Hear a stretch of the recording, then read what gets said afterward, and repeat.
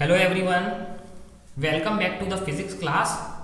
In the last class, we solved this example 1.8 where we have seen that how do this electron and proton move in an electric field.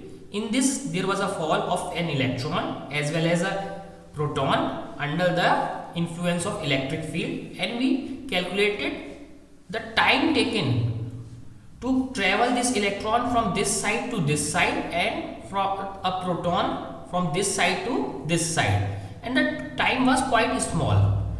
Also, we saw that the acceleration even on a proton is very high in comparison to the acceleration due to gravity, hence we neglected the effect of gravity. So now let us go to this example 1.9. Let us first understand what is this example. So 2 point charges Q1 and Q2. Here this point charge Q1 is there and another charge Q2 are placed like this. So we have to see this figure 1.14, and this is 10 to the power plus 8 coulomb and another one is 10 to the power minus 8 coulomb. This is positive and this one is negative, and the magnitude is 10 to the power minus 8 coulomb. Now we have to calculate, these charges are 0.1 meter apart. 0.1 meter apart. Calculate the electric fields at points A, B, C. Okay, we have to calculate electric field at 3 points, 3 different points. A, which is in between these charges, that means 0.05 meter from this side and 0.05 meter from this side, in between them. Point B is 0.05 meter from charge Q1 on the left side, and third point is at the vertices of this vertex of this equilateral triangle, which is formed by taking this distance 0.1 meter, 0.1 meter and 0.1 meter. That means it is equidistance from charge Q2 and charge Q1. So right now we have 3 points on which we have to calculate the electric field. Remember, there was 2 terms, one is Coulomb force F and another term E, electric field, and in the electric field another charge Q is not placed. We are seeing the effect of only one charge. And second important thing about electric field is that the electric field due to Q1 and electric field due to Q2 will add up in vector form. Okay, so let us see that how does this work. First of all, if charge Q1 is positive, let us say if there is a positive charge, then how would its electric field will be? It will be outwards of this charge. Okay, for positive it is always outwards.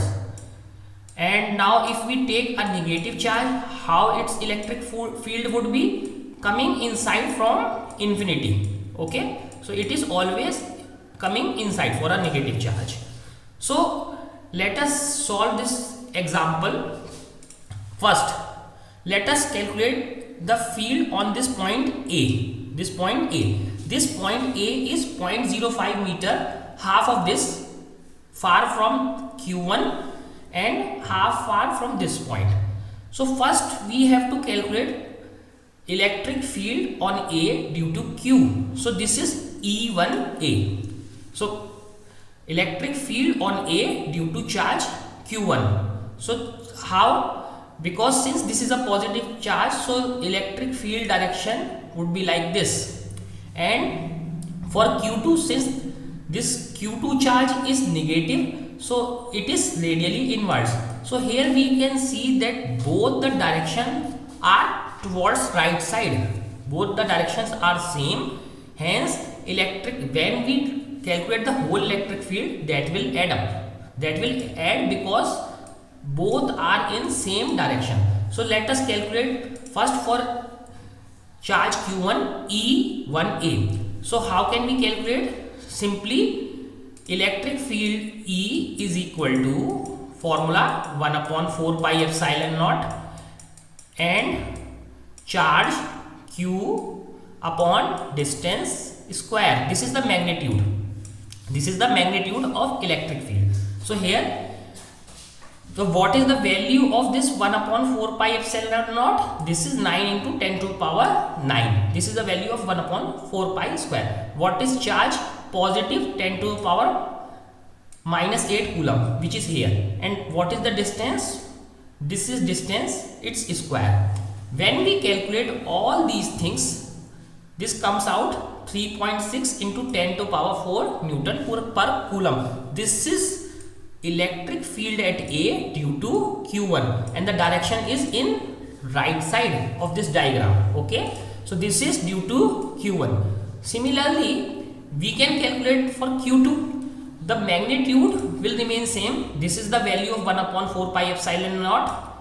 Another thing is that since only this charge is negative, but it won't affect the magnitude. So this is 10 to power minus 8, and the distance is again same, distance is square. So it also comes same 3.6 into 10 to power 4 Newton per coulomb. So both the electric fields due to this, both these charges are similar or same in magnitude. And if we see the direction, since this is a positive charge, direction on the right side, since this is a negative charge, again the direction on the right side.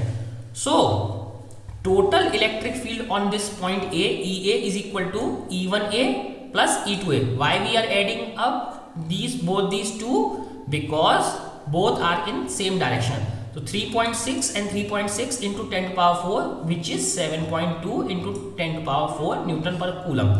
EA is towards the right. Why right? Because both the electric fields are in right direction. So now in the second case, if we see the second case, the point B is here and we have to calculate the electric field EB from Q2. At Q2, the electric field from Q2 on this point B would be in this direction, and because of Q1 it would be in this direction. Okay, so from Q1 towards left, from Q2 towards right. So let us calculate for this point EB.